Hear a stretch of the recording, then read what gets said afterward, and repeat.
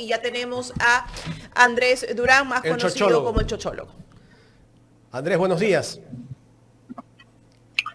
Buenos días, queridos amigos, ¿cómo se encuentran? Buen día, espero que se encuentren bien a pesar de las circunstancias que estamos enfrentando.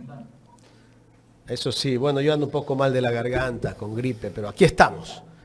Chochólogo, ¿cómo te ha ido estos días después de el tema del asalto a la Embajada de México en Quito? ¿Cómo está el ambiente en Quito? Bueno, yo te comento, mi querido Jaime, querida Carlita, un gusto saludarlos nuevamente, pero creo que la situación es extremadamente crítica en todos los sentidos.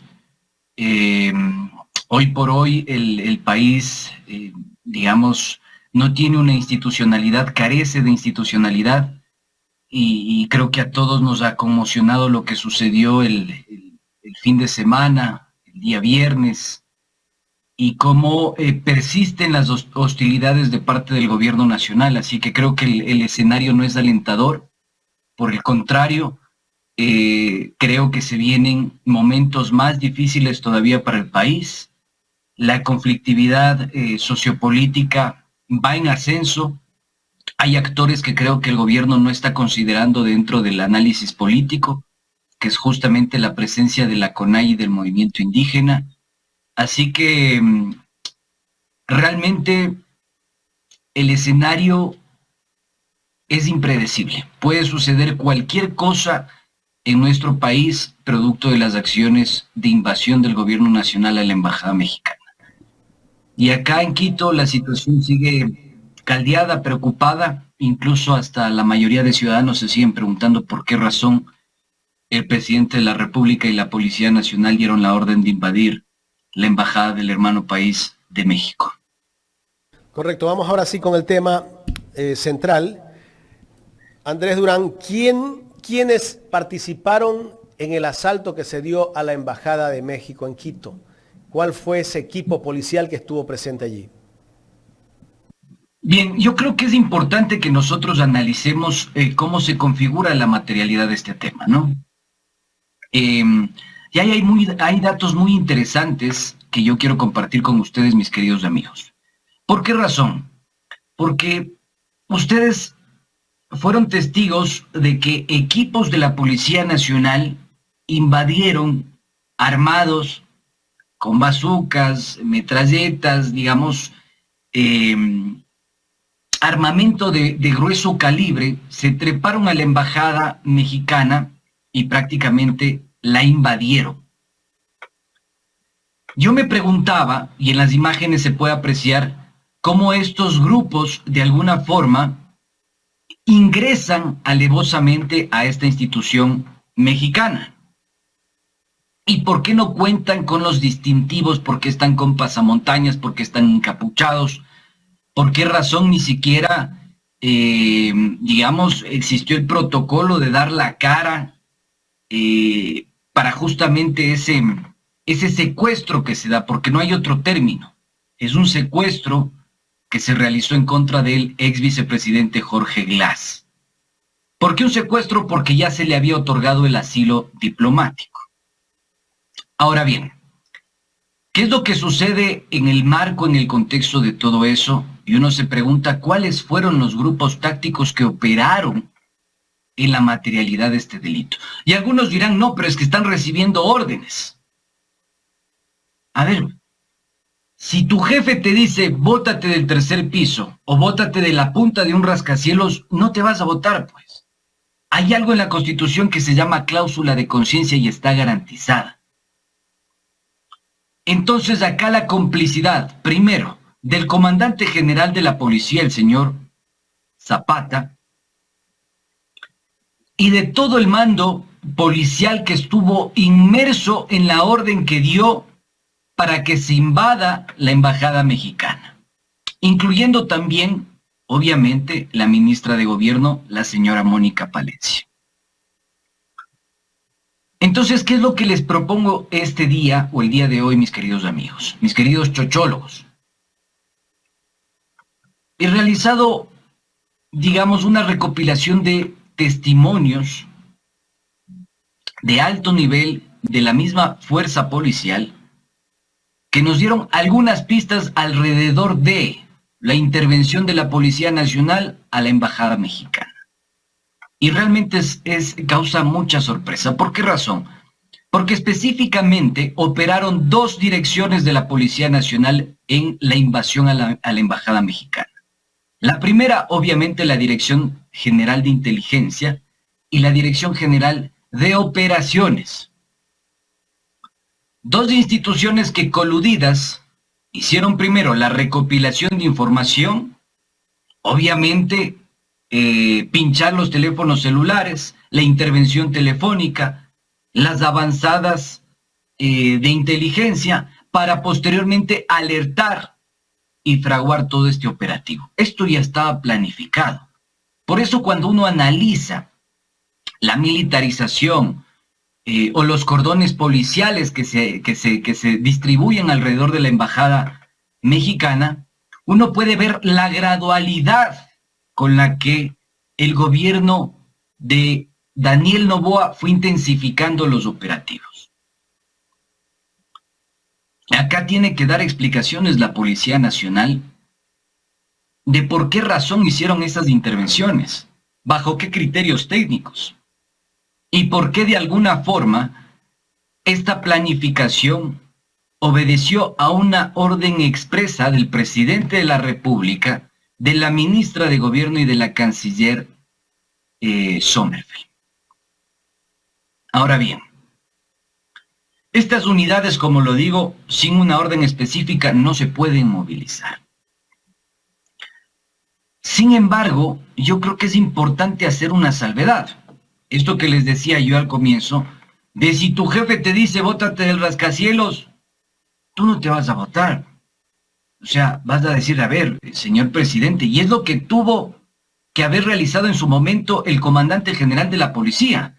Señor presidente, discúlpeme, pero yo no puedo realizar una intervención de este tipo, porque violentamos todos los tratados internacionales, el convenio de Viena, el asilo diplomático de Caracas, etcétera. No podemos hacerlo. O en última instancia, decir, por lo menos existía un análisis legal dentro de la institución policial, más allá de la orden que recibieron de la ministra y del presidente de la República. Digo, la Policía Nacional tiene una dirección jurídica. ¿Ya? La Policía Nacional tiene una dirección jurídica. Y fíjense ustedes la discrecionalidad con la que procede.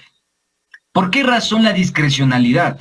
Porque el parte policial de la entrega de Jorge Glass a la unidad de flagrancia le hacen firmar a un teniente de la policía que pertenece a la policía judicial, que no participó en dicho operativo. Entonces, ¿dónde están los responsables que primero coordinaron y dirigieron el operativo? Y los otros que son los responsables prácticos de la invasión a la Embajada de México.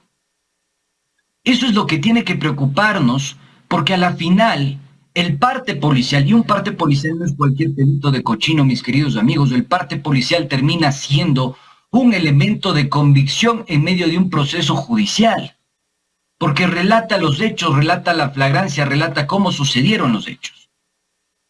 Pero no es que Jorge Glass fue detenido en delito flagrante. ¿Se entiende? Jorge Glass es secuestrado y llevado a flagrancia. Y elaboran un parte y le hacen firmar a este teniente de la Policía Judicial la flagrancia de la entrega de Jorge Glass, no del operativo en sí mismo. ¿Se comprende? Entonces, fíjense la discrecionalidad con la que actuó la Policía Nacional y cómo ciertos elementos, no toda la policía en su conjunto, ciertos elementos se prestan para este tipo de acciones que lo tienen hoy por hoy al Ecuador entero arrinconado a nivel internacional. Ya les voy a dar los nombres de las personas que son responsables del tema y las conexiones que tienen estos sujetos con otros casos que han perturbado a toda la nación. Chochólogo, se va a llamar en la Comisión de Fiscalización a Mónica Palencia, también a la canciller Gabriela Sommerfeld, al ministro de Defensa. ¿Sería oportuno que la comisión también llamara a quienes lideraron el operativo? Pero por supuesto. O sea, cuando comparezca el comandante general de la policía, tiene que detallar quiénes se encargaron de todo este proceso. ¿Cómo lo hicieron? ¿De qué manera lo hicieron? ¿Por qué dieron la orden? ¿Cuáles fueron las unidades tácticas? ¿Cuáles fueron las unidades técnicas? ¿Qué direcciones participaron de la Policía Nacional? Andrés, pero aquí hay una cosa, ¿no? Tanto, por ejemplo, Roberto Izurieta como Gabriela Sommerfeld han manifestado ya en varias ocasiones que fue una decisión propia del presidente de la República, que él la tomó y que va a asumir la responsabilidad. ¿Esto de una u otra manera les da la salvedad a los miembros, por ejemplo, de la policía que participaron en el hecho? Porque él es el comandante en jefe, ¿no? El presidente Daniel Noboa. A ver, vuelvo de todas formas a esta reflexión que hacía. ¿Cuál es la reflexión que yo establecía al inicio de mi intervención? Yo les decía, a ti, mi querida Carlita, a Jaime, a todos los oyentes que nos están sintonizando en este momento, no sea malito, de paso les pido, les solicito, compartan esta transmisión, denle like y apoyen a este medio de comunicación digital. ¿Qué les decía yo en concreto en relación a este tema? A ver, si a ti, tu jefe, tu comandante en jefe o la máxima autoridad te dice, oye, Andrés, necesito que por favor el día de mañana te botes de la punta de un rascacielos. Pero disculpe, presidente, yo no puedo botarme de la punta de un rascacielos, mi vida corre peligro. Bueno, entonces necesito que mates a una persona. No puedo hacerlo, porque yo me voy a involucrar en un delito. Esa es la lógica elemental que tuvo que haber aplicado la Policía Nacional en su momento. El presidente dio una orden al respecto, lo que tenía que haber dicho, a ver, presidente, no podemos hacer eso. Por más comandante en jefe que usted sea, no podemos hacer eso. ¿Por qué? Porque violentamos la Constitución, violentamos los tratados internacionales, violentamos los convenios, y eso significa que el país va a estar en un problema internacional bastante grave. Por eso yo insisto, ¿dónde está el análisis jurídico que hizo la Policía Nacional en su momento? ¿Y dónde está el análisis diplomático que realizó la Cancillería del Ecuador? Porque yo el fin de semana me contacto con algunas fuentes de Cancillería y me informan que los funcionarios de carrera no fueron consultados. No fueron consultados al respecto. Y de hecho el fin de semana estaban corriendo en círculos dentro de la Cancillería del Ecuador para tratar de apagar el incendio que se les había generado. Entonces yo estimo que el operativo no fue técnico ni prudente, fue extremadamente político. Porque la Policía Nacional no es un ente técnico para analizar las relaciones diplomáticas que pueda tener el Ecuador con un país. Simplemente procedieron a hacer la recopilación de información a través de la DGI, de su sistema de escuchas, de las intervenciones telefónicas, alertando sobre lo que el propio Izurieta ya ha salido a decir en algunos medios de comunicación, que existía la posibilidad de que Jorge Glass se vaya del país. ¿De dónde nace? ¿Con qué criterio se da? ¿En qué se fundamenta? Porque no se puede fundamentar solamente en que, bueno, como se declaró persona no grata a la canciller, ya se va y por eso Jorge Glass se va a ir junto con ella. Es que eso es justamente lo que estamos cuestionando. No existió un argumento técnico al respecto. A ver, ¿qué te dice, por ejemplo, la Constitución en el artículo 20? El Estado garantizará la cláusula de conciencia a toda persona y el secreto profesional y la reserva de la fuente a quienes informen, emitan sus opiniones a través de los medios u otras formas de comunicación. Laboren en cualquier actividad de la comunicación. Primer anuncio sobre la cláusula de conciencia, que digamos nos ampara a nosotros los comunicadores. Pero en el artículo 66 de la Constitución se profundiza sobre la cláusula de conciencia y se dice, en el literal 12, me permito leerles, el derecho a la objeción de conciencia que no podrá menoscabar otros derechos ni causar daño a las personas o a la naturaleza. ¿La Policía Nacional acaso no causó daño con su accionar ilegítimo, ilegal, al invadir una embajada extranjera en suelo ecuatoriano? Entonces, ¿por qué razón el señor Freddy Goyes y el resto de oficiales de la policía que participan en este operativo y el otro da la orden, no apelaron pues al derecho de la objeción de conciencia? Porque son Dijeron, serviles al gobierno. Ese es el tema. Les interesa más mantener su cargo. Probablemente ya estamos viendo lo visceral que es el presidente de la República, hubiera firmado una cartita y los mandaba a su casa, de cualquier forma. Pero entonces es mucho más peligroso porque estamos simplemente a la deriva tras las pretensiones de un presidente y de la toma de decisiones que él considere sin revisar la norma, sin ver las consecuencias. Lo decía el doctor Ramiro Aguilar, es mucho más grave incluso. Pero por supuesto, mi querida Carlita. Y adicionalmente quiero insistir en algo, porque el tema no queda ahí, sino que dan la orden e instruyen a los grupos de élite de la Policía Nacional a intervenir en este suceso. ¿Quiénes son esos grupos de élite? ¿O quién es? Es el Grupo de Intervención y Rescate, un equipo táctico del GIR, que hasta hace poco, la persona que estaba al frente del GIR, la persona que estuvo comandando el GIR, fue un coronel de apellido Pastor. Actualmente está el señor Montoya. Y el coronel de apellido Pastor fue nada más y nada menos que edecán del general en servicio pasivo Patricio Carrillo. ¿Ya? Este no es cualquier pelito de cochino, mis queridos amigos. ¿Por qué razón? Ustedes vieron cómo estos grupos, estos sectores, la expresión más clara del fascismo, los fascistoides de este país, más recalcitrantes que tiene el Ecuador, se expresan en el movimiento Construye.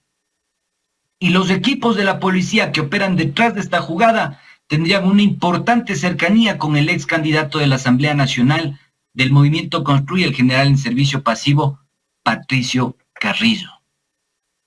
¿Ya? Por eso entendemos las declaraciones de Ana Galarza, el resto de simpatizantes del movimiento, adeptos, legisladores de este movimiento. Es una línea que responde directamente a la señora María Paula Romo, ¿ya? Quien da la orden y manda a los equipos tácticos, según mi fuente testimonial, insisto en esto, porque ha sido muy complicado hacer gestión documental al respecto de lo que les estoy relatando, es el coronel William Alviño Durán, quien habría sido el mando de los equipos tácticos que operaron en la Embajada de México. Esos que ustedes veían con pasamontañas. Pero ahí no sé, ¿no? Me corriges de pronto si estoy equivocada, pero entonces ahí podemos deducir que ya hay conversaciones, digámoslo así, entre el presidente Daniel Noboa y la señora María Paula Romo, que sabemos que es quien lidera ese movimiento. Entonces ya por ahí ya hay una unión, ¿no? Es que, Carlita, creo que es una conjetura, pero natural, ¿me entiendes? O sea, a ver, el presidente de la República opera con estos grupos cercanos a Patricio Carrillo. El movimiento Construye cambia su versión al respecto de las leyes de carácter económico urgente. El movimiento Construye presiona para ratificar su respaldo en la Asamblea Nacional a la fiscal general Diana Salazar.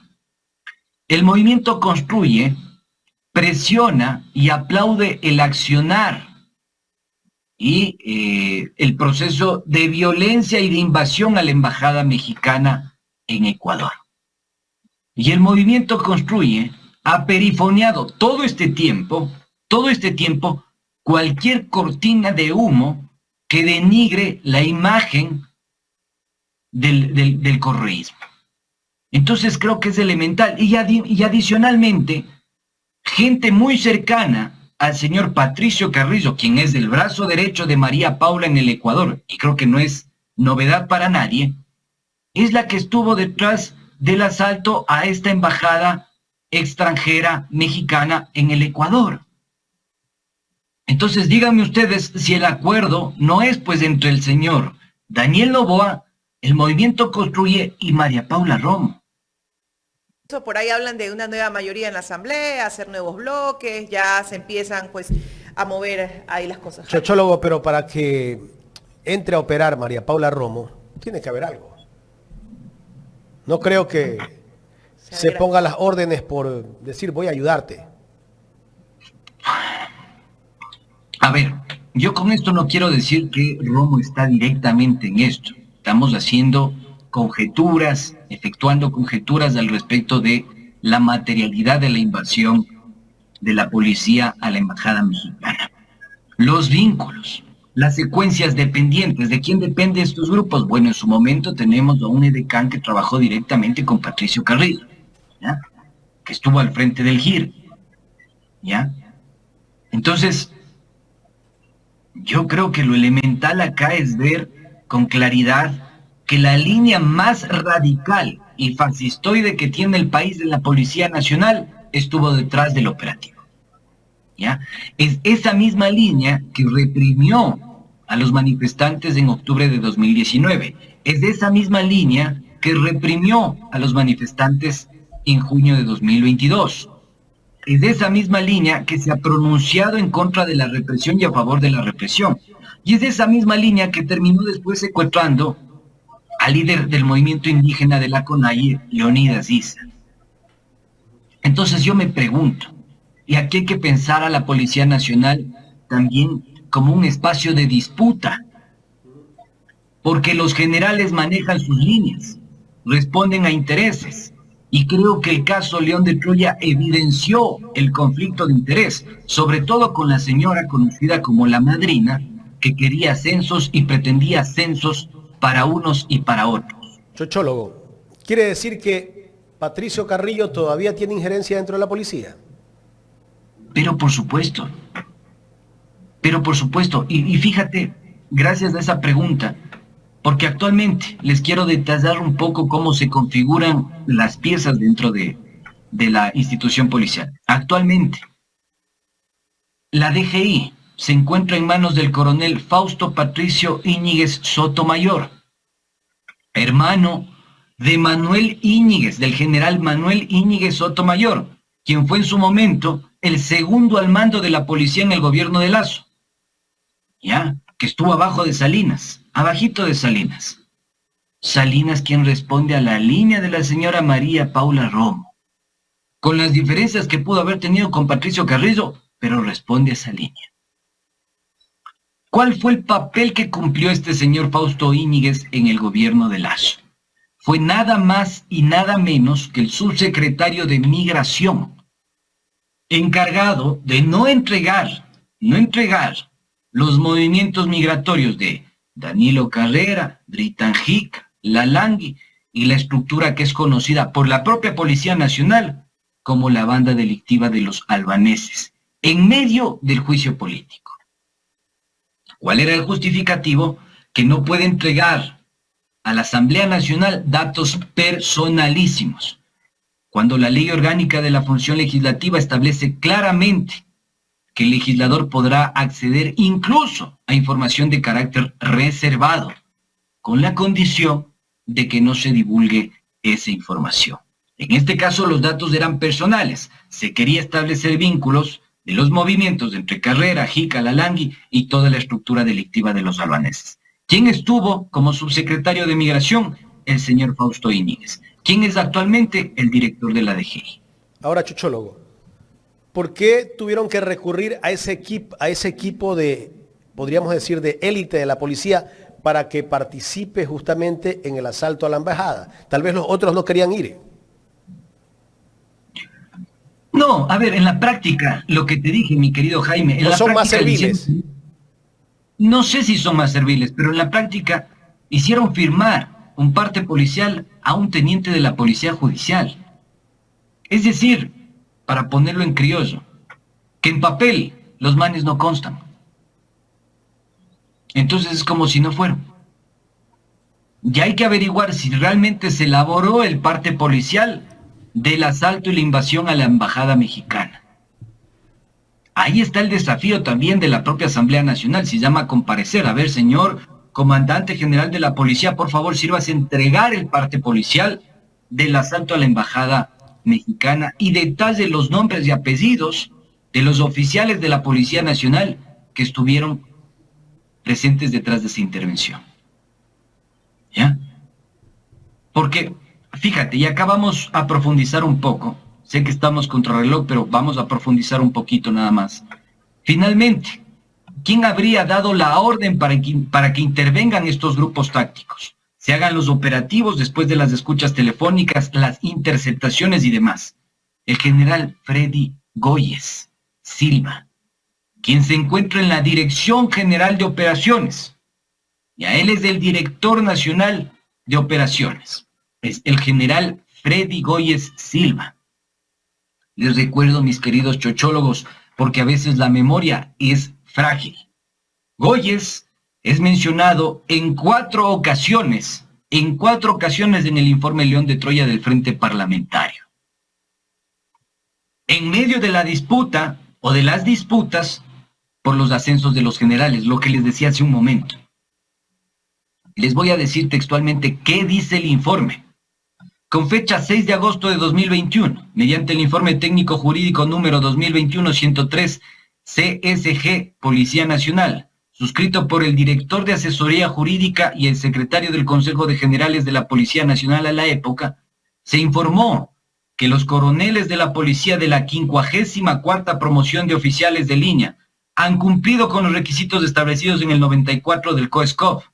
Por ende, fueron calificados como idóneos para su ascenso al grado de general del distrito de línea de los coroneles Edwin Francisco Noguera Cosar, el esposo de la señora alias la madrina, Pablo Efraín Ramírez Erazo, el general procesado en el caso Metástasis, Freddy Stanley Zarzosa Guerra, el actual director de investigaciones de la policía, y Freddy Omar Goyes Silva, la persona que da la orden para que se proceda con esta invasión, este asalto a la embajada mexicana. A esas personas, con fecha del 23 de agosto, mediante decreto ejecutivo 173, emitido por Guillermo Lasso, se les asciende al grado de general, de general. Todas estas personas que tienen varias tela que pisar, mucho rabo de paja, son las que están detrás del asalto a la embajada mexicana, específicamente el señor Goyes. Pero fíjense ustedes, Noguera, esposo de la madrina, Ramírez, involucrado en el caso Metástasis, Zarzosa, actual director de investigaciones, y Goyes, el que daría la orden al respecto de eso, al respecto de la invasión. Pero la cosa no queda aquí, continúa, mis queridos chochólogos. Aquí viene lo perturbador, para que ustedes tengan claro el panorama de cómo el gobierno de Noboa y la ministra Palencia sigue operando con esta mafia generalesa, la que se denunció por haber ocultado el informe León de Troya con beneplácito del expresidente de la República, Guillermo Lasso. Ustedes deben recordar lo que sucedió el 23 de septiembre de 2022, durante las declaraciones de Guillermo Lasso. Ese día, Lasso dispuso la desvinculación de las filas policiales a los señores Giovanni Ponce Parra y Freddy Goyes Silva, quien dio la orden para el asalto y la invasión a la embajada mexicana. ¿Qué pasa con esto? Se pide la desvinculación de estos policías por el caso de María Belén Bernal. Pese a esta disposición presidencial, ampliamente difundida en los medios de comunicación, fue reversada por el propio presidente de la República. Por fue Novoa. revisada. El presidente de la República reculó. Nunca desvinculó a Freddy Goyes de la Policía Nacional. O sea, Y nos Goyes referimos a tenía Guillermo un honor. Lazo. Nos referimos a Sí, Guillermo me Lazo. refiero A Guillermo Lazo. al señor Guillermo Lazo. O sea, O sea, para ellos que mandaban ustedes... ahí, Chochólogo. Perdón, Ellos hacían lo que querían, mandaban. totalmente. Por encima del presidente. Ustedes tengan clara la película de las conexiones que existen detrás de estos generales. ¿Ya? Y fíjate tú, que pese a esto, el señor fue ascendido. Y fue ascendido después de la visita que hace el señor José Luis Erazo, junto con Tania Varela, para poner en conocimiento al presidente de la República que su cuñado está involucrado en un caso de narcotráfico, a una investigación por narcotráfico. El señor Goyes, según el informe León de Troya, tenía conocimiento de que se estaba investigando al cuñado del presidente de la República. Y sorpresivamente, con ese conocimiento, fue ascendido el 23 de agosto de 2021 mediante el decreto ejecutivo 173. ¿Qué es lo que estoy tratando de decir? ¿Y cuál es el presunto?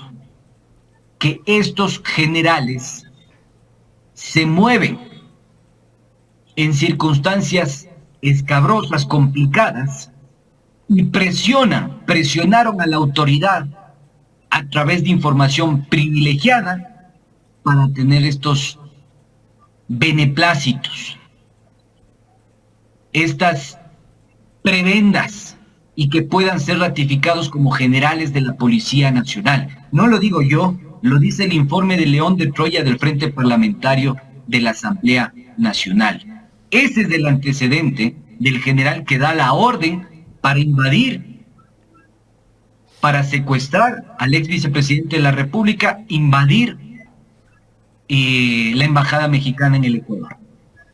Gente que no debería Ahora estar ya en esos entendemos por puestos. qué ha sido golpeado Jorge Glass. Claro. Ha sido maltratado. Torturado prácticamente. Torturado. Por eso es que no lo dejan ver. Así es, Chochólogo. Chochólogo, antes de que te despidas, solicita los likes y el aporte al super chat. Que no hagan matar por gusto.